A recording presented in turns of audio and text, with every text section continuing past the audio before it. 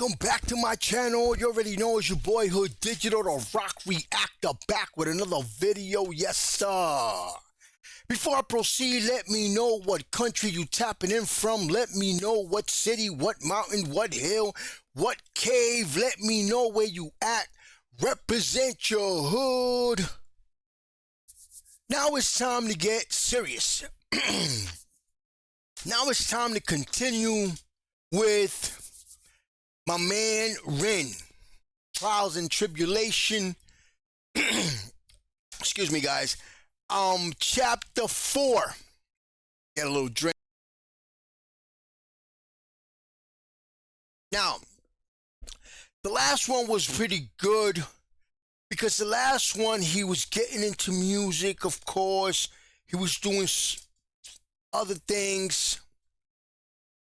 And like I said, this is very important to me, guys. This right here is very important because it completes a lot when it comes to Ren, when it comes to understanding Ren, and not just when it comes to understanding Ren, but when it comes to learning from Ren. Whatever it is that we're gonna get out of Ren, this is important. His wisdom, his knowledge, his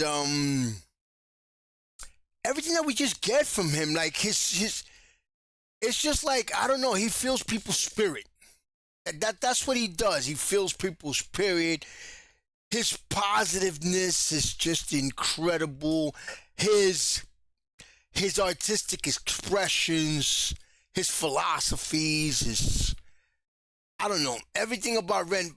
What I'm gonna say it, I'm gonna be honest with everybody. What mostly fills me up, nurtures me from Ren, is his passion, his drive. I love it. I love Ren's drive. I love Ren's motivation.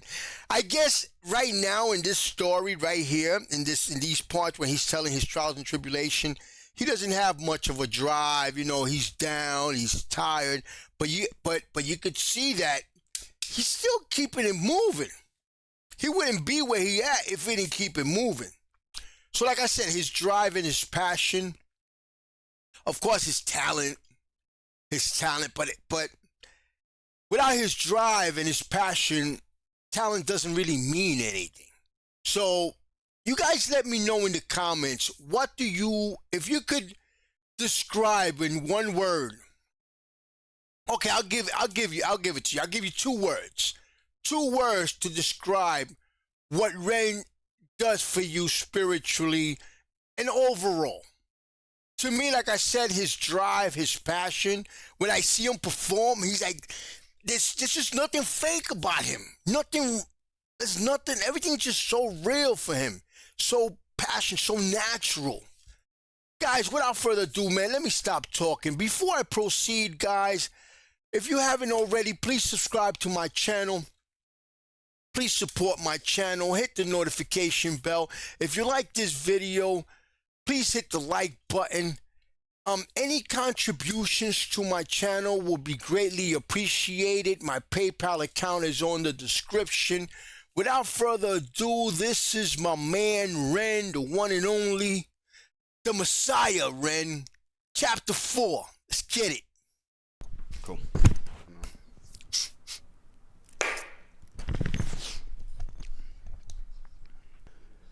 During the year I spent living back with my mum, I was leaning even more heavily into scouring the internet for answers. It became like an obsession.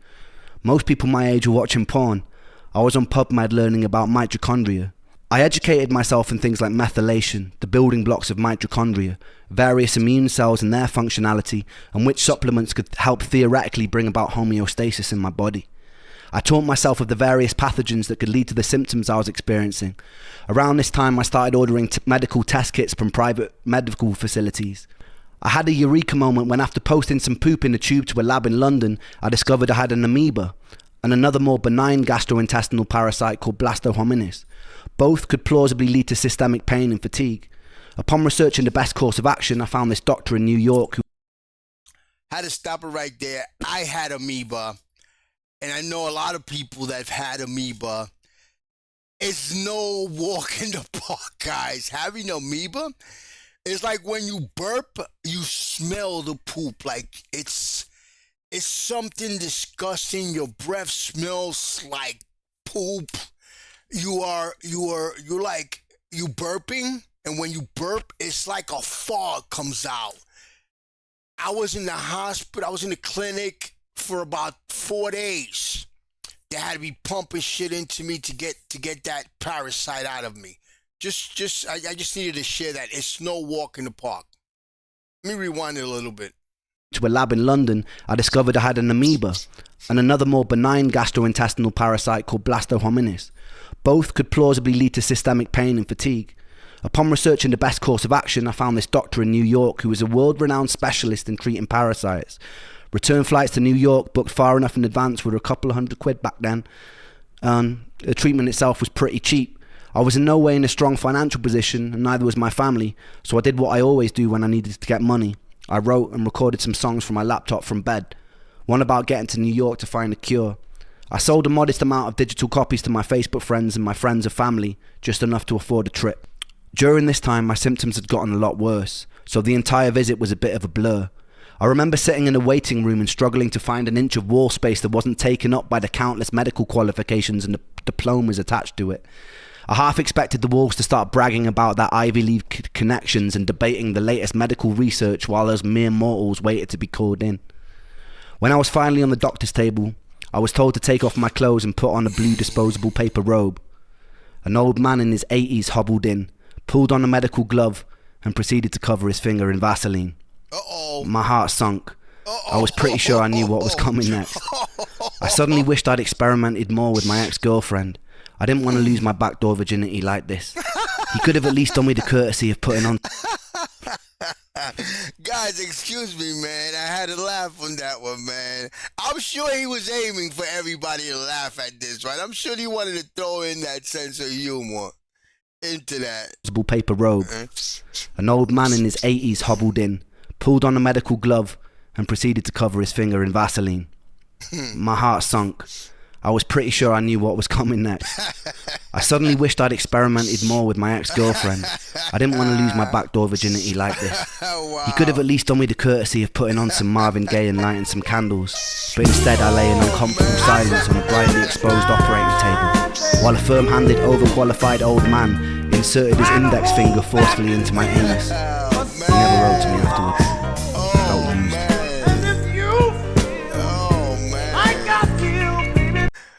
Hold up, man. Operating table, while a firm-handed, overqualified old man inserted his index finger forcefully into my anus. He never wrote to me afterwards. I felt used. Guys, I'm laughing, but I've had that test done twice already. Probably 3 times. I don't remember. I know twice. And I've had it done when I was young. I had it done for the first time. I was 18 years old. In Job Corps, anybody that's joined Job Corps, I don't know about now, but in Job Corps, if you don't take that test, where they put the finger up your butt, if you don't take that test, you get terminated. You don't go into Job Corps. So I did it, and then I had it just recently done. It was a female this time, so I didn't feel that bad. But it's not, no matter who does it, it's not a comfortable feeling. And if you feel like I feel, baby. Nonetheless, I was officially diagnosed with a parasitic amoeba and given a course of heavy-duty antibiotics to take. I believe it was paramomycin and secnidazole. After the course was finished, I pooped into a tube again, and they confirmed I got rid of the parasites. The constant internal techno raves and gurgling which usually plagued my stomach ceased, but I felt just as crap. And on top of all of that, I started becoming allergic to everything. And I mean fucking everything. The antibiotics had triggered some sort of massive food intolerance reaction. Whenever I'd eat certain foods, I'd get hit with a sudden hangover-like feeling, and my face would swell up. I'd later learned this was something called MCAS, and it was triggered by the antibiotics. This was the first time I felt the crushing defeat of pinning a lot of money, hopes, and time into a treatment only for it to make me worse. I'd felt it to a small degree with every failed herbal protocol, every antidepressant that gave me side effects, but this was on a much larger scale. I almost felt guilty and full of shame for not getting better. I told my friends and family that this was going to be the thing that cured me. Not only did it fail, but I was now unable to tolerate basic carbohydrates, fruits, sugar, high histamine food, dairy, grains, without feeling terrible. I felt pretty crushed about that. Despite this, some tenacious part of me had a perseverance that didn't want to stop looking for answers. I was obsessed with trawling the internet. I strongly believe if I didn't have that tenacity to keep looking after every defeat, I'd probably be dead today. That's something else, guys. Remember I said his drive, his passion, his tenacity. Looking for that word in there. His tenacity, his drive. After about a year of living with my mum in North Wales, I got the itch and I decided that I'd make a bold move to Brighton. Most days I didn't really have the energy to do much other than short walks, but I had a friend over there who lived with ME for years. It felt like a safe space, a place of understanding. Being a 23-year-old living with his mother didn't feel very cool either. He had a free room going and he was a legend. I desperately craved my own independence.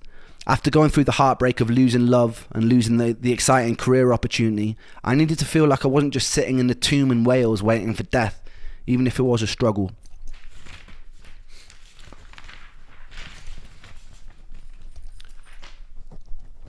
I made the move. It was a really nurturing space, and it was full of the lunatics of Brighton who would come and go. I was still living in a thick haze, but I was meeting people who weren't judging me for it. With this safety, I was slowly finding my personality again. Despite the comfortable environment, it seemed my symptoms were only getting worse. I started having pretty constant panic attacks. The first one felt like a heart attack. I'd never experienced a panic attack before, so I wasn't familiar with the symptoms. My whole face went numb, and my heart felt like it was about to beat out of my ribcage. I panicked and I phoned an ambulance. They put me in the back, they took all my vitals, and they told me I wasn't dying. I felt disappointed. These attacks would happen pretty habitually every week or so. My symptoms of derealization seemed ever increasing. Derealization is hard to describe to someone who's never experienced it. The closest thing I can come to is feeling like you're on bad drugs. You feel disconnected from yourself, like your soul has been vacuumed out of your body and nothing around you quite feels real. Everything has an unusual undertone and nothing feels safe. I remember one night in the first year that I lived with Ben, there was this lightning storm of torrential rain. I went outside and I stood in a t-shirt hoping I'd be hit by a bolt of lightning and it would somehow shock me out of it. Unfortunately, I wasn't on Zeus's hit list that day. This urge to be shocked back into reality didn't really leave me. I remember one day I was walking back from the shops. I found an old analog television in an alleyway that was being thrown out. I can't quite remember the thought process that led me there. Guys, I had to stop it right there. I'm going to rewind it just a little bit. When he's talking about derealization, it reminded me of, when I was in high school, as a kid, as a teenager in high school, I experimented with some drugs. There was a drug called acid. Most of you guys are familiar with that. And there was a little pill called mescaline. And those are derealization pills. I would call it that because when you take it, you feel like you're in a dream and you feel like you could do anything because nothing is real anyway. You laugh, you do all crazy, you do a lot of crazy shit. But the feeling that you get is, you get a feeling that I could do whatever the fuck I want because I'm just going to wake up from this dream. So when he said the feeling of derealization, I thought about that. It transported me back to those times when you take when I used to pop the mushroom and, you experiment. I'm talking 15, 16 years old. Stupid us. But anyway, it's crazy that he was getting these feelings and he was getting these symptoms without taking any drugs at all. That's what I was thinking. I was like, damn, how the hell could you feel like that all of a sudden without taking any drugs or nothing, just naturally? That must be crazy. Disconnected from yourself, like your soul has been vacuumed out of your body and nothing around you quite feels real. Everything has an unusual undertone and nothing feels safe. I remember one night in the first year that I lived with Ben, there was this lightning storm of torrential rain. I went outside and I stood in a t-shirt hoping I'd be hit by a bolt of lightning and it would somehow shock me out of it. Unfortunately, I wasn't on Zeus's hit list that day. This urge to be shocked back into reality didn't really leave me. I remember one day I was walking back from the shops. I found an old analog television in an alleyway that was being thrown out. I can't quite remember the thought process that led me there. I just remember feeling angry, and I decided to smash the fucking pieces out of the TV in the alley. I picked it above my head and I hurled it towards the ground. The screen cracked, but it didn't shatter like I hoped it would.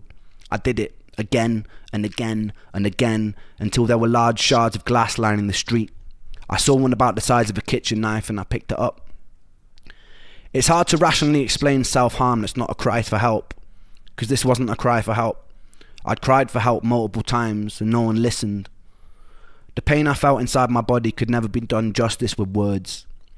There's a certain horror, a certain frustration of living in a body that would never give me a moment of peace. I felt constantly alienated. I had no doctors to tell me what was going on. They made me feel like a hypochondriac. There are no combination of words in the English language that can express that pain, that can express that frustration. There's no song I could write that would make you understand. In that moment, the closest and truest way I had of communicating my pain was driving a shard of glass into my chest and dragging it across until the blood was dripping down my body. It didn't hurt very much compared to what was already going on inside of me, and it didn't really help me feel better either, but it was truth, and there was beauty in that. Adrenaline gives you a brief moment of respite, but it wasn't long until I was exactly where I started, just decorated in a little bit more blood than usual. I made sure nobody saw. I didn't want to cause any alarm. I didn't want anyone to be worried. So I cleaned it up when I got home, and then I resumed the life of the undead.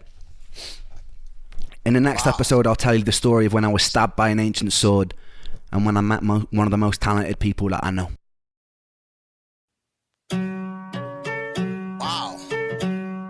Wow, so that piece of glass from the TV, I guess, he saw it as a tool to, not as a cry for help, but actually to end his pain. Wow.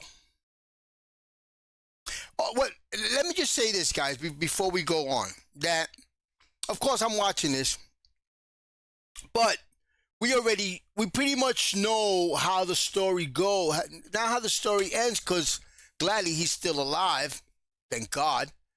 And but it's crazy how through all this he's still here. So when I'm hearing this, I'm like, damn, man. I mean, I want to know how it ends up, how he got over, but this just tells me how strong he is. His willpower, his tenacity, like he would say, his will to survive. Let's keep going. An ancient sword, and when I met one of the most talented people that I know.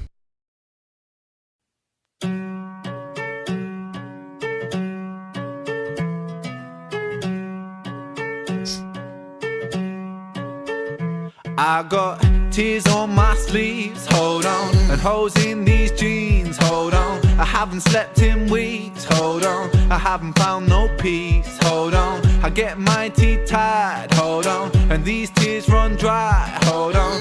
Two bloodshot eyes, hold on, two bloodshot eyes. I don't belong here, in a place where life has left me. I'm 25 going on 150. My body feels old and I'm trying to lift the weight from my soul, but it's moving against me. I've emptied out my tear ducts, I lift my middle finger up, I'm screaming fuck you to all the demons here that keep me stuck. The pain is sharp like paper cuts, I hate too much, but yes I trust. I must combust, I must blow up, I must roll this courage up. Boom, sparks fill the room, I'm feeling the rhythm I move. My soul is more worn than the soles in my shoes. Nike trainer blues, a man with none to lose. I think I lost my sanity, calamity in shoes. Poor choice maker, I rip out the pages of fate, then I roll them up like bizzle of paper. Taker. I like that. Hold on, guys, we're gonna do a little bit. Because I hate too much, but yes I trust. I must combust, I must blow up, I must roll this courage up. Boom, sparks fill the room, I'm feeling the rhythm I move. My soul is more worn than the soles in my shoes. Nike trainer blues, a man with none to lose. I think I lost my sanity, calamity in shoes. Poor choice maker, I rip out the pages of fate, then I roll them up like bizzle of paper. Taker, lung full of destiny, a man with no part is a very strange entity. Tears on my sleeves, hold on, and holes in these jeans, hold on. I haven't slept in weeks, hold on. I haven't found no peace, hold on. I get my teeth tied, hold on, and these tears run dry, hold on. Two bloodshot eyes, hold on, two bloodshot. Guys, just wanted to say that whoever that is, I don't know who that is. If you guys know, please let me know who that is. But whoever that is, for some reason, I sense some realness. Like what he's rapping about, he's not reporting it.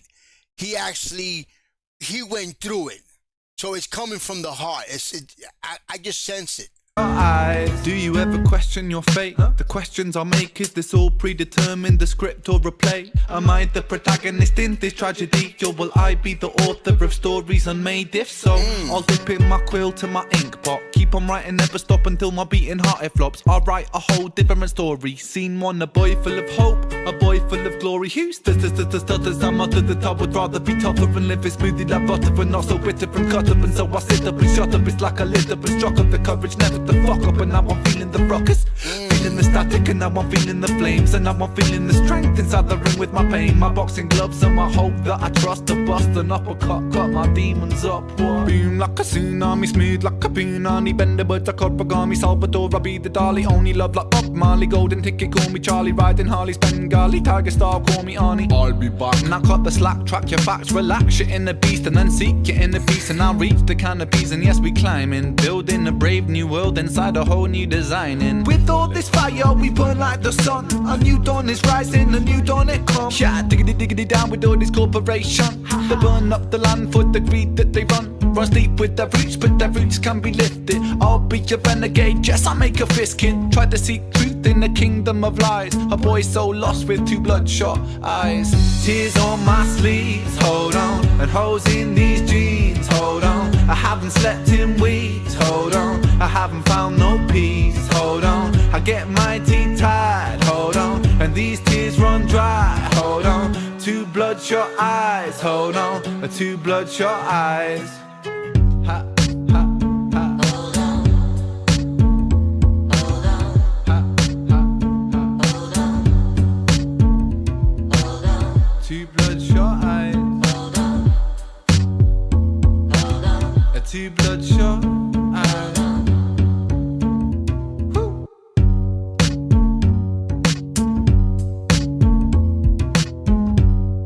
This is hip hop. This is hip hop right here. This is true hip hop.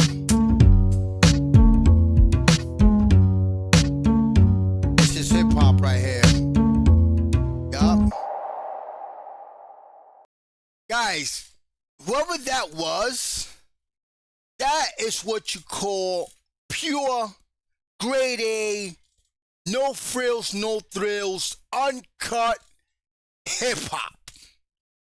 He took me back to the days of Poor Righteous Teachers, YZ.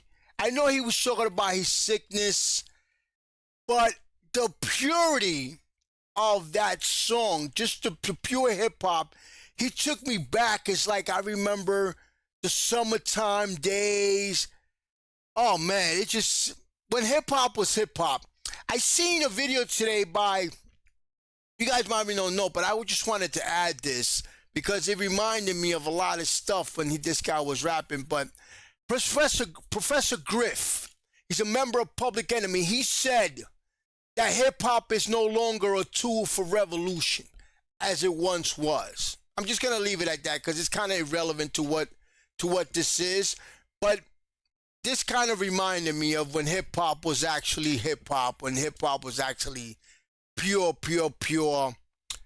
and when hip hop actually meant what it needed to mean, when hip hop was organic, more organic back in the golden years. But anyway, guys, once again, Ren, chapter 4. I'm going to continue to do this with chapter 5. I want to get to the part where Ren just says, you know what, I'm going to do music. I'm going to record music. But maybe it's not going to be on these chapters. He's still with his symptoms, the amoebas. He's getting that disconnection from reality. Let's see where this leads us. Guys, like I said, look out for a chapter every Tuesday or Wednesday, which is when my day's off. You already know, guys. Anything, Ren, go ahead and send it my way. Anything that has to do with that, because I think he said he wrote a song that had to do with his sickness. If it had to do with this chapter, please make sure you send it my way, guys, because I'm going to do another Ren song before I go to chapter 5. Before I do chapter 5 next week, send me any Ren recommendations, any Ren song recommendations. The last one I did was Money Game 3, which was awesome, incredible, highly anticipated. It took a while for me to actually do the third part. Guys, you already know, man. Subscribe. If you haven't already, hit the notification bell. If you like this channel, if you like this video, please make sure you hit the like button. Any donations to my channel will be greatly appreciated. My PayPal account is on the description. Ren, we wish you the best. And wherever you are, we need you. Just know that we need you. Your strength needs to be a little bit stronger because you got a lot of people behind you. You're not just fighting for yourself, you're fighting for all of us. That we need you. You are our strength. You definitely